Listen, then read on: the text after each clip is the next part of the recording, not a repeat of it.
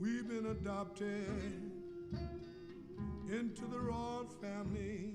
All right, so one final Mississippi record story. Reverend Lewis Overstreet.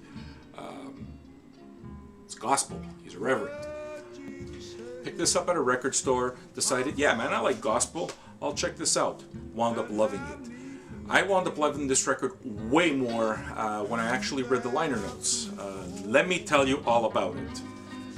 Lewis Overstreet was born in Louisiana, and like most black folk in the 20s, 30s, 40s, they were church-going folk, right? So they congregate at the church every Sunday, and, you know, a lot of the younger kids sang in choirs. So he used to sing in quartets, actually, for the church.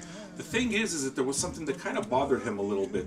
He was noticing, especially as he got older, that you know, the other people in the quartet were like smoking reefer, and they were drinking, and they were out having sex, and I said, no man, I can't get with this. I mean, you know, you gotta practice what you preach, and these guys are just not living a clean life.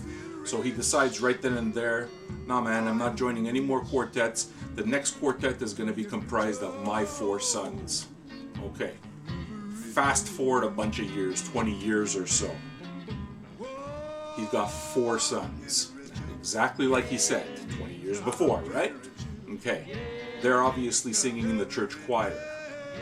One day in 1938, Reverend Overstreet has a vision. The Lord comes to him and says, it's not enough for you to just preach to your congregation the way you're doing. You have to take the word of the Lord and you got to spread it. You got to not wait for people to come to you.